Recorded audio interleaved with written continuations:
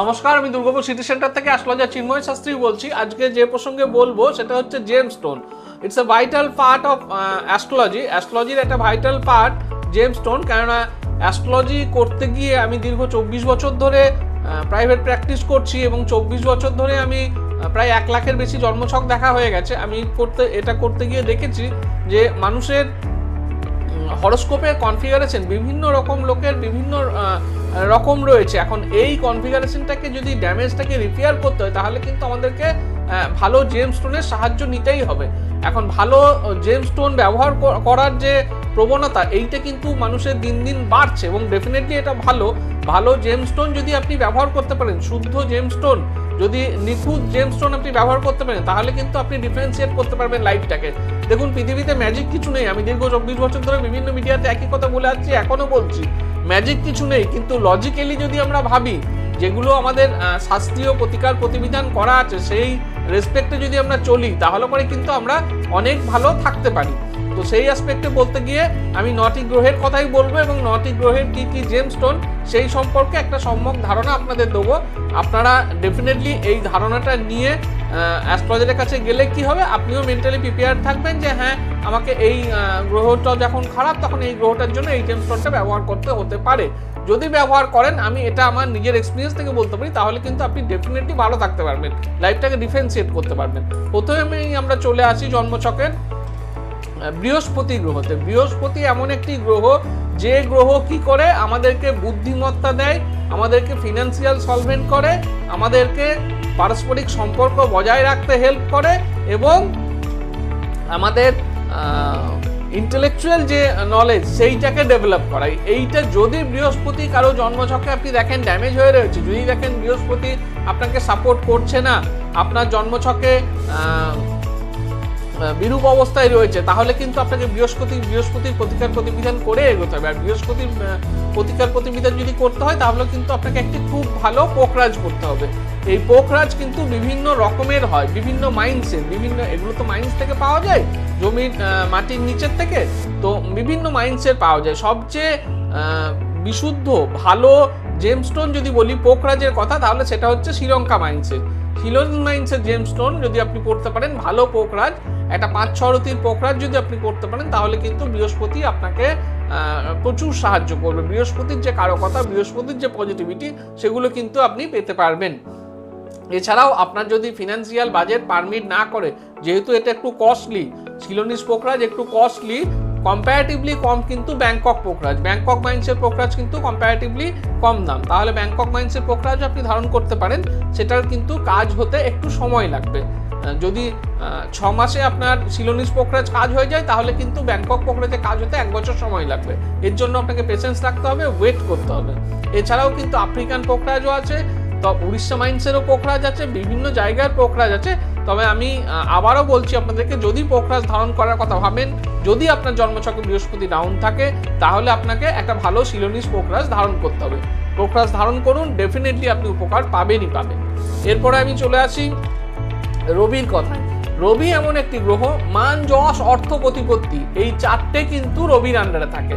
যদি আপনার জন্মছকে রবি বক্রী থাকে, যদি জন্মছকে রবি আপনাকে সাপোর্ট না করে, যদি রবি গ্রহ আপনার জন্মছকে ড্যামেজ থাকে, তাহলে কিন্তু আপনাকে একটি ভালো চুনি পড়তে হবে, মানিক যেটাকে আমরা বলে থাকি। তো ভালো চুনি যদি পড়তে হয় তাহলে আপনাকে একটা বার্মিস চুনির কথা ভাবতে হবে। এখন বিভিন্ন রকম চুনি পাওয়া যায়, বার্মিস চুনি পাওয়া যায়, ম্যাদাগাস্কার চুনি পাওয়া যায়, মোজাম্বিক চুনি পাওয়া যায়, বিভিন্ন রকম চুনি পাওয়া যায়। কিন্তু এইসব চুনিগুলো আপনাকে দেখে বিশুদ্ধ, একদম কোথাও কোনো ফাটা নেই, কোথাও কোনো দাগ নেই, ট্রান্সপারেন্ট, ভিজন ব্লাড কালারের, এইরকম দেখে কিন্তু আপনাকে ধারণ করতে হবে। যদি একটুখানি পয়সা খরচ করে একটু কস্টলি ভালো চুনি ধারণ করতে পারেন তাহলে কিন্তু রবির সুফল আপনি পাবেন।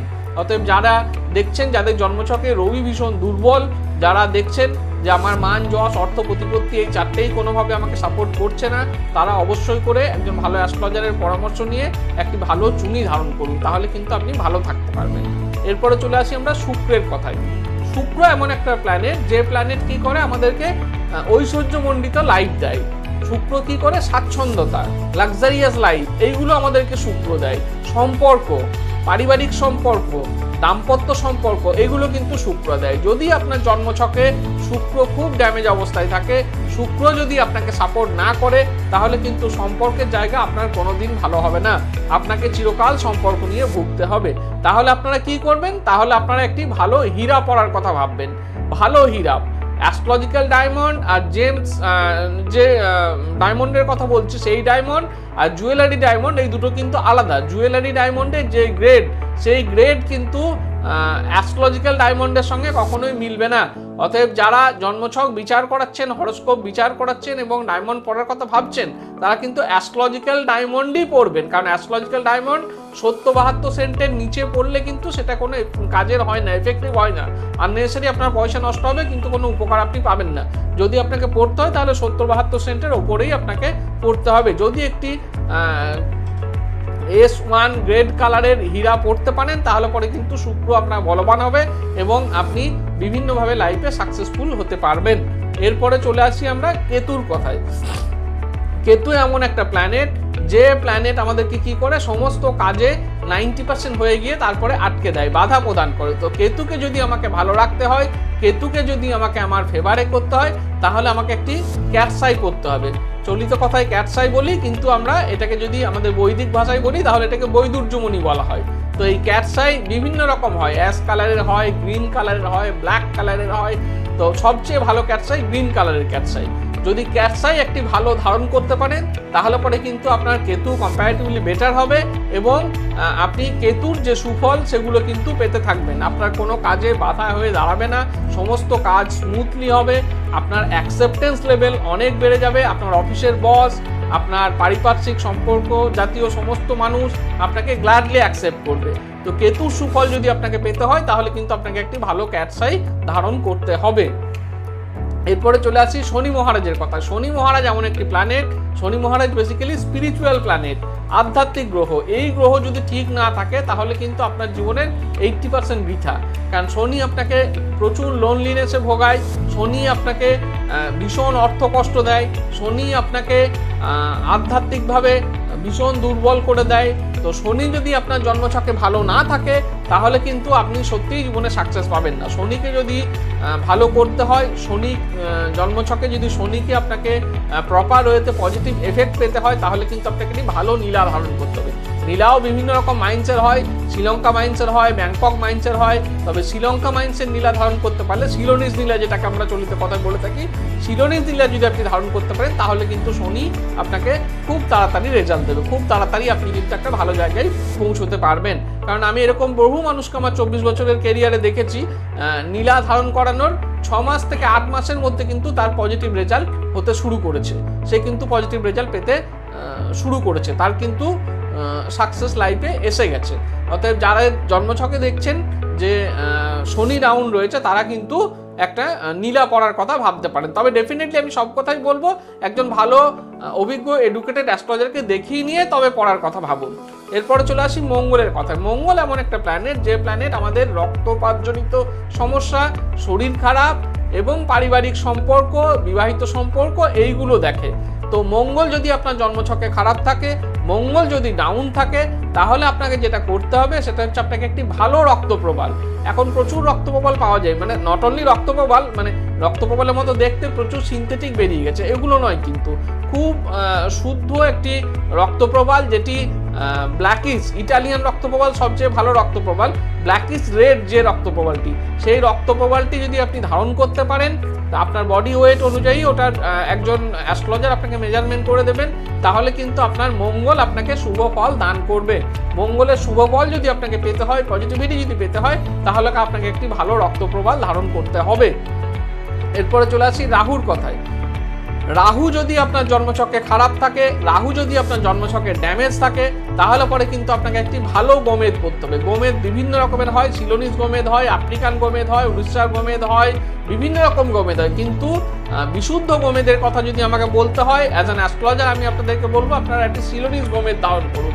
একটি শিলনিজ গোমেজ যদি আপনি ভালো মতো ভাবে ধারণ করতে পারেন, বিধি অনুযায়ী শোধন করে নক্ষত্র অনুযায়ী, তাহলে পরে কিন্তু আপনি রাহুর সুফলগুলি পেতে থাকবেন। রাহু এমন একটি প্ল্যানেট যদি মনে করে আপনাকে ভিখারি থেকে রাজা করে দিতে পারে, আর আপনার খারাপ অবস্থা থেকে একদম ভালো অবস্থায় নিয়ে যেতে পারে। ওই জন্য রাহুকে যদি স্ট্রং করতে হয় তাহলে আপনাকে একটি ভালো গোমেদ কিন্তু ধারণ করতে হবে। এরপরে চলে আসি বুধের কথায়। বুধ এমন একটা প্ল্যানেট যে আমাদের বুদ্ধিমত্তা দেয়, যে আমাদের পড়াশোনার স্টুডেন্টদের ক্ষেত্রে ম্যাক্সিমাম সময় আমরা বুধ ইউজ করে থাকি। যারা পাবলিক কমিউনিকেশনে আছি, যারা কথাবার্তা বলা নিয়ে কাজ করি, সেরকম মানুষদের বুধ কিন্তু স্ট্রং থাকা ভীষণ জরুরি। বুধ স্ট্রং করতে হলে কি করতে হবে? আপনাকে একটি ভালো পান্না পড়তে হবে। পান্নাও বিভিন্ন রকমের হয়, কলম্বিয়ান পান্না হয়, জাম্বিয়ান পান্না হয়, ব্রাজিল পান্না হয়। যাদের ফিনান্সিয়াল ক্যাপাবিলিটি রয়েছে, যারা বাজেট এক্সপ্যান্ড করতে পারবেন, তারা কলম্বিয়ান পান্না পড়ুন। যারা মিডল লেভেলে রয়েছেন তারা জাম্বিয়ান পান্না পড়ুন। যারা বেস লেভেলে রয়েছেন, মনে করছেন এত বাজেট এই মুহূর্তে নেই, তারা কিন্তু একটি ভালো শুদ্ধ ব্রাজিল পান্নাও ধারণ করতে পারেন। ব্রাজিল পান্নাও ধারণ করলে কিন্তু বুধের জন্য প্রচুর ফল পাওয়া যায়। বুধ এমন একটা প্ল্যানেট যদি আপনাকে সাপোর্ট করে তাহলে পরে কিন্তু আপনি অনেক কিছু করতে পারবেন। আপনার বুদ্ধিমত্তা দিয়ে, আপনার কমিউনিকেশন স্কিল দিয়ে আপনি কিন্তু বড় রোজগারের জায়গা তৈরি করতে পারবেন, সামাজিক মান সম্মানের জায়গাও তৈরি করতে পারবেন। এরপরে চলে আসি চন্দ্রের কথায়। চন্দ্র এমন একটি প্ল্যানেট যেটি আমাদের মনের কারক। মন যদি ঠিক না থাকে তাহলে তার ম্যাক্সিমামটাই খারাপ হয়ে থাকে। ওই জন্য মনকে যদি ঠিক রাখতে হয় তাহলে আপনাকে কিন্তু একটি চন্দ্রের প্রতিকার করে এগোতে হবে। চন্দ্রের প্রতিকার করার জন্য ভালো বার্মিশ মুক্ত ধারণ করলে খুব ভালো হয়। এখন সব সময় বার্মিশ মুক্তই সবাই অ্যাফোর্ড করতে পারবে এমন না। যদি বার্মিশ মুক্ত আপনি অ্যাফোর্ড করতে না পারেন, প্রচুর মুক্ত রয়েছে, সাউথ সি মুক্ত রয়েছে, ব্রুক মুক্ত রয়েছে, এইসব মুক্তগুলোও আপনি ধারণ করতে পারেন। কিন্তু যদি আপনার বাজেট এক্সপ্যান্ড করতে পারেন, যদি আপনি একটুখানি বাজেট বাড়াতে পারেন, তাহলে আপনি একটি বার্মিশ মুক্ত পড়ুন বা বজরাই মুক্ত পড়ুন। তাহলে পরে কিন্তু চন্দ্র আপনার স্ট্রং হবে এবং আপনি ভালোভাবে নিজের মনটাকে স্থির রাখতে পারবেন। আমি সব গ্রহের কথাই বললাম, সমস্ত গ্রহের রত্নের কথাই বললাম।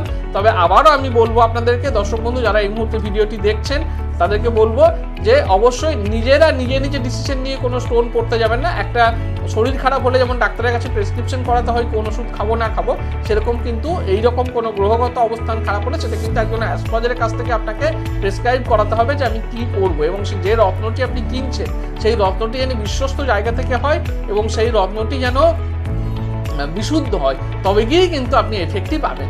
আজকে এই পর্যন্তই। আপনারা সবাই ভালো থাকুন, সবাইকে ভালো রাখুন। নমস্কার।